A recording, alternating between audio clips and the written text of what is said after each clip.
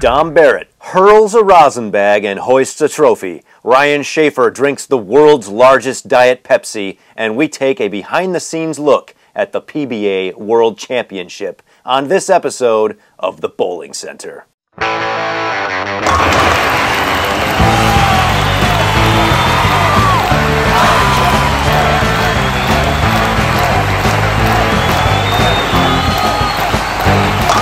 Gets the strike.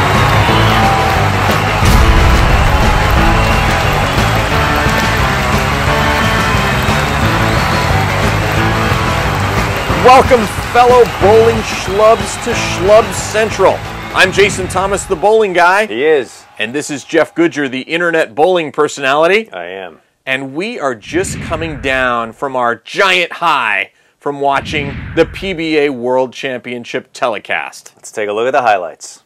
Here it is, the main event of the World Series, the PBA World Championship. The fifth and final major of the year carries Player of the Year implications and what?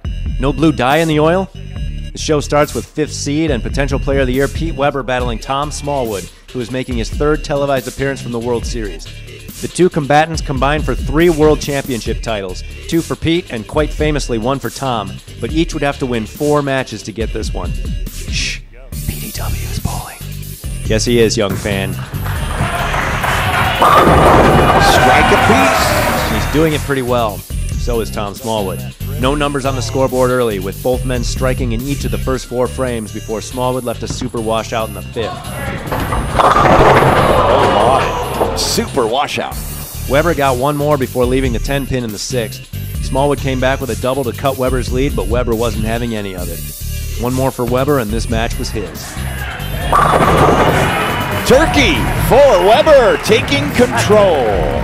Standing on the next rung of the ladder was Mike Fagan. The last time these two bowled in a major on TV, Weber escaped by 1 pin and asked the yet-to-be-answered question, "Who do you think you are?" "I am." Or maybe that is the answer. Weber got things underway by putting yet another X on the board. Fagan followed with a double of his own, and then a late-arriving fan shuffled about for some reason. Hey, didn't you see the sign? After she finally gets settled for good, we and the bowlers can focus on the bowling. Fagan strikes in the 6th to cut Weber's lead to 11, sending us to commercial. And we know how much Weber likes to bowl after a commercial break. He doesn't. Here's why. Weber avoids major disaster. Whoa. Weber cleans it up and leads by 10 after 6, and a Fagan strike in the 7th evens the match. In the 7th. We've got an even match heading into the final 3 frames. World Championship bowling right here, ladies, gentlemen, and schlubs. Fagan catches him transition and leaves a 4-pin. It's high, and down goes a 10, just a 4-pin. Weber comes up and does what he does.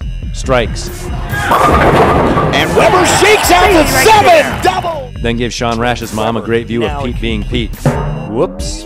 In the 9th, Weber for a huge advantage. And another strike, 21 pins! Weber apologizes to Diana Rash by way of high five. Fagan closes strong with a 246, meaning Weber needed 9 to tie, a mark to win. Oh, mama. Yikes. For the win. He knocked it down. By rule, that means you put a slash in the box. Pete Weber has advanced to the semifinal at the PBA World Championship. Who wants to talk Player of the Year implications? This is the forever Weber who has never won the award versus the brash Rash who currently clasps it, both on the quest to win the World Championship and thus put themselves in position to take this year's award. Will Pete pass the torch? Will Sean yield to the legend? Will we go an entire game without a shot clock violation? The answer to that last question is no. Both open with strikes and then Rash on his 2nd shot. And the bucket crumbles. 2-8 fall, double for Rash. How will Pete take to that? Sort of like this. Bang! Take that, man. Carry that stuff on me, will you? Friendly off the lanes, compelling rivals on the lanes. Let's bowl, fellas. Strike. Strike. Strike. Strike. Yes! Another 5-bagger to open. This is Weber's 3rd match of the day, and this is his 3rd front 5. What is it with Weber and the number 5? And what is it with Rash and refusing to lose? Maybe it's that extra mouth to feed. Hey, Sean, is it over yet? Yeah! It's not over yet! All right, then. Weber finally missed in the 7th. giving Rash this opportunity to throw a double and tie the match. High flush! Single. Oh yeah! Down goes the 9-pin. Double. Animal style. With a lone pin standing for Weber in the 9th, Rash had a chance to come up and win the match. Yeah! Yes! Was worth the You want to wait. beat him, you got to beat him! You beat him. Now for the PBA World Championship, the hard-charging Sean Rash versus the top-seeded dominator, Dom Barrett. Frame 1. Rash keeps going. Title match. Buried. Barrett gets going. Dom Barrett matches. Dom led by 23 after 5 frames and 33 after this shot in the 6th. Mix and a 33-pin advantage. Barrett. Where did Rash's carry go? Trailing by 34 with 4 frames to go, Rash needed to find that carry and fast. Not that time! Come on! There it is. And here's Dom's. Good indeed. He doesn't look like he wants to go anywhere except home with the trophy. Rash in the 9th to make Dom show up in the 10th. Yeah! Show up, Dom. 10th frame, Barrett needs a double and 8 to lock up the title with Rash sitting on the bench. Where are the nerves, Dom? Do you realize you're bowling for a major? How can you be this calm? Maybe it's all that heavy breathing. You've worked for this all your life. You've wanted to be a major titleist. Can you deliver when it counts? Yes, he can! Yeah! Come on! It's not over yet. He still needs 8 on the fill. I just hope that Dom knows what the scoreboard is. Big celebration based on a minor mathematical mistake. Still 8 pins left. Where are they? Dom Barrett, PBA World Champion. Dom Barrett, the first Englishman to win the PBA World Championship or any PBA major, and to also spike a rosin bag and towel while doing so.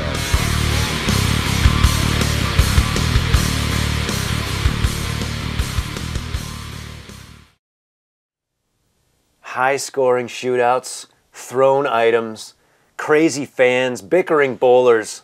What else could you want in a PBA telecast, Jason? Not much, unless there's blood or you know, somebody being tackled. Pretty much that was it. I mean, that was the best bowling gets right there.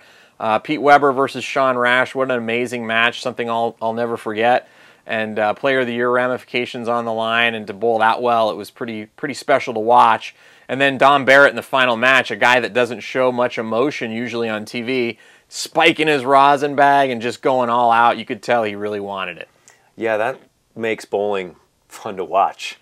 And as a guy who watches hour after hour after hour of qualifying, it's all worth it when you finally see something like that on TV. Yeah, it was nice. And Dom Barrett is such a great guy. We hung out with him a little bit before the show, and he was really loose and relaxed and was joking around with us. And as a matter of fact, Jeff Goodger was able to slip away and shoot some of that behind-the-scenes footage surrounding the World Championship. So let's have a look at that now.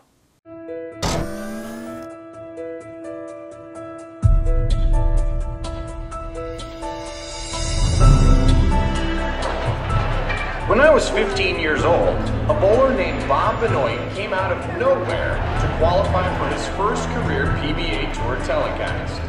Like me, Benoit was a bit on the small side, a total underdog, and his opponent that day was one of the sport's titans, the legendary Mark Rock.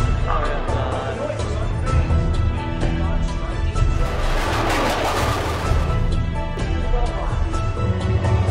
I've just got to try and be patient, wait for everything to unfold the way it's going to, and then when I come in, I'll get a chance. So I just got to try and bowl well and make the most of that opportunity, really.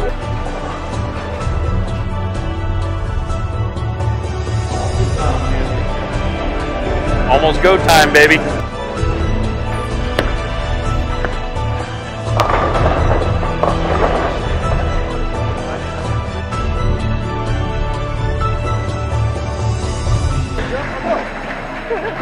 The number 2 seed is a 7-time PBA Tour champion, including 2 majors. The reigning PBA Player of the Year from Montgomery, Illinois, Sean Rash. One more time. Love first time. Everybody else has. Good luck.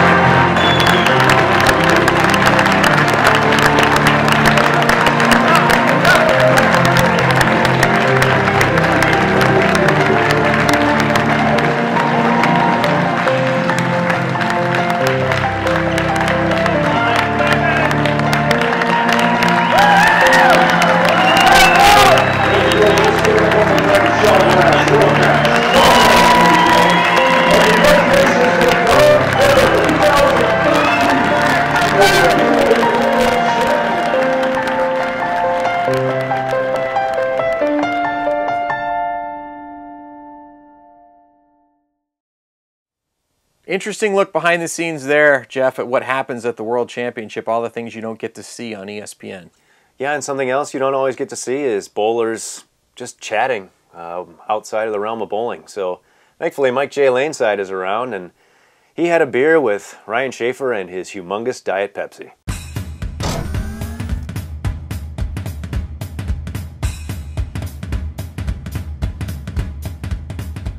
Ryan Shafer, thanks for stopping by and having beers with bowlers. In your case, we'll make it a Diet Pepsi. Thank you. My brother, Troy, is an insulin-dependent diabetic, and I found him having a seizure when he was a young teenager. So I know what it's like, and you've been dealing with this for your entire professional career. How are you managing? Pretty good. Since 2004, I've been on the Animus insulin pump, and that's helped a lot, especially with a schedule like this. I used to take shots like most diabetics do that are insulin dependent, and when we came to schedules like this where you were bowling like all day long and only got an hour break and had to bowl again, it almost became impossible to eat and chase the insulin shots with the food. I would have to eat when I bowled, and that's just not a way to be competitive. And the insulin pump makes it so I can back off the insulin while I compete, so I don't get lows. And it just makes it so I'm more like a normal human being whose pancreas works.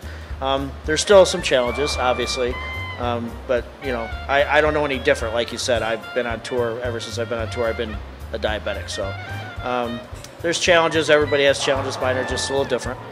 You know, we get to know each other a little bit through handshakes and this and that, but I've come to know you over the years, and you're a tremendously humorous person. Where does that come from? I guess it comes from just trying to take the stress out of a situation. Whether it was in high school or whether it was in college or whether it's been bowling out here, I just try to find the humorous side of things, because there is humor in everything. I mean, you know, some things are painful and they hurt, but you know, if you can laugh at it, you can take it a little easier. And it's a tough way to make a living out here. We all enjoy it, or else we wouldn't do it. But if you can keep things light and make people enjoy it, I think that I try to do that and make things better. What can you tell me about Atticus Finch and Boo Radley?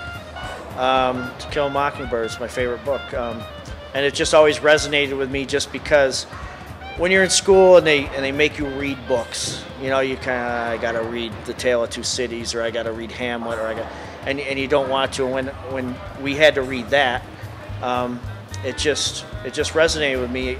You know, I wanted to read it. I look forward to reading it every night. So when people ask me my favorite book, it's To Kill a Mockingbird.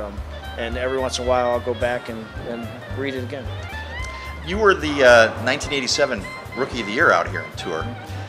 Can you boil it down to two paragraphs? What has changed since you were Rookie of the Year on this tour? Oh my! Obviously the schedule. We used to bowl like 30 weeks a year, and it was just a different atmosphere back then. Especially the bowling part of it. The bowling part of it was, you kind of had one style and you kind of waited for your week. Other than your Marshall Holmans and Mark Ross and Pete Webbers and guys like, and you know, Mike Albee and the truly greats of the game. The other guys waited for their week. And that's because the bowling balls weren't as strong, so the lane condition dominated. Over the years, you've seen where guys are expected to play every part of the lane. You're expected to play the right gutter and the left gutter. And if you can't, then you're not going to survive out here. And as that has become prevalent out here, I've risen through the ranks because I think I'm a pretty versatile player. And I enjoy that type of bowling more than waiting for your week. I couldn't handle that mentally, just waiting for your week and then you have to take your lumps. I want to be competitive every week, and I worked hard every off season to become a versatile player, and I like the way the tour is now, that makes you throw every shot imaginable. Ryan Shafer, a member of the Storm staff, and perfect segue, Jason, because if you're up to it, I'm willing to give you yet another chance against me out on the lanes this week with the Storm Byte. Well, it's been closer and closer every week, and I feel like Ryan Simonelli and Tom Smallwood, who were knocking on the door and they finally got through, I feel like this might be my week, Jeff. And I feel the exact opposite. I feel like I lull you into a sense of losing security before I then pummel you yet again back into the abyss of misery. Well, we're going to find out what happens on this edition of The Drilling Room.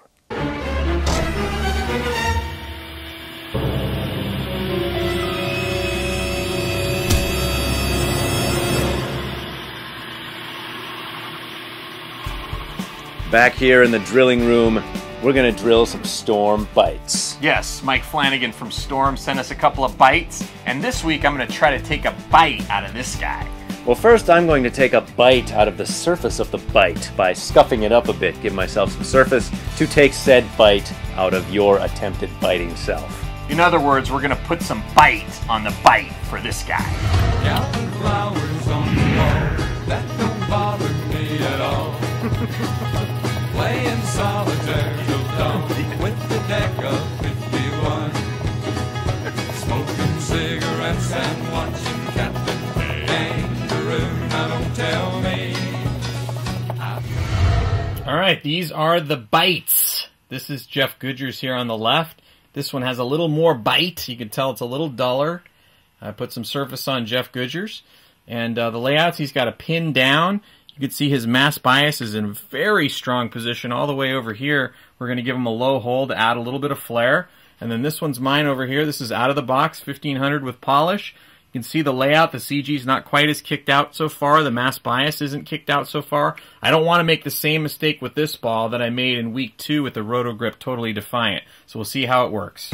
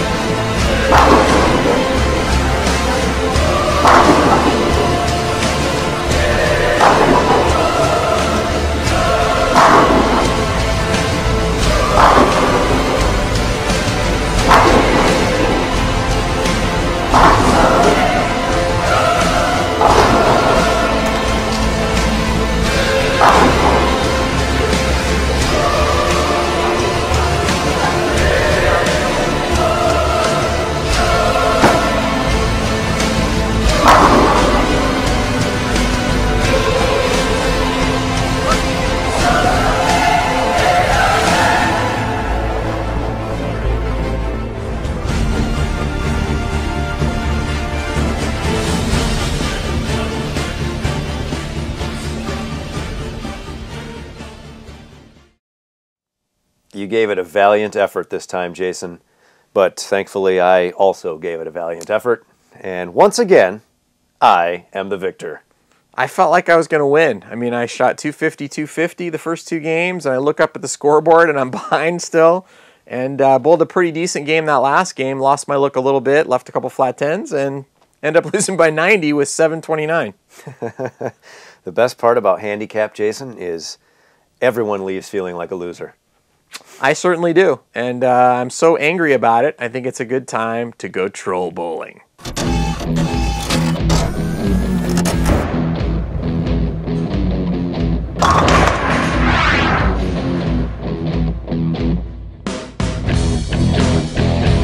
You know, a lot of people want to accuse the PBA of being mismanaged, and it's kind of an easy jump to make because you know, you see a lot of problems going on in bowling. There's not a lot of prize money for professional bowlers to bowl for. There aren't as many events as there used to be. There aren't any live events on TV. There's a few, but not as many as we had a few years back.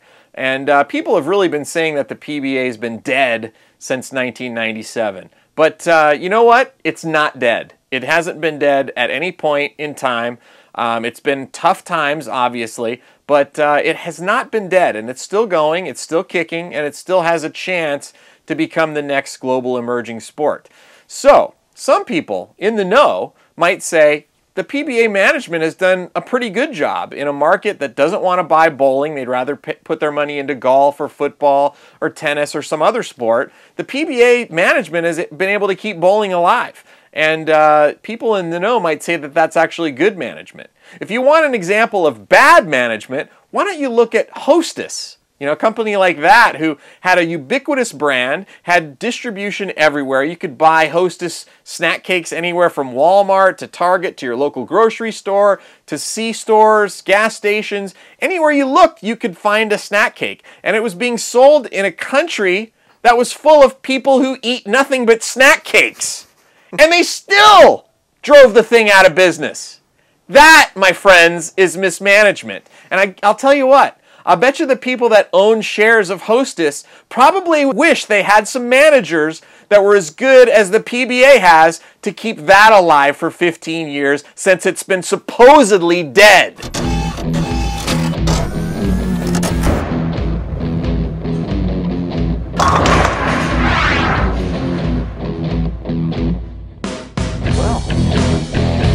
Take that, Hostess. Fired up! Let's have some fun! Speaking of fun, Jason, it's going to be fun on Sunday. We have 2 championships to be decided in the World Bowling Tour Finals, men's and women's division. Yeah, it's going to be a good show, like you said. Sean Rash is the top seed on the men's side. He'll take on either Mike Fagan or Mika Koivuniemi. And on the women's side, we've got Kelly Kulik as the top seed, and she'll take on either Missy Parkin or Liz Johnson in the final. Yeah, it'll be some compelling television, and we'll be right back here next Monday to attempt to compellingly recap that television. And that is our show for this week on the Bowling Center. This is Jason Thomas, the bowling guy. I am Jeff Goodger, the internet bowling personality, and we will see you next week.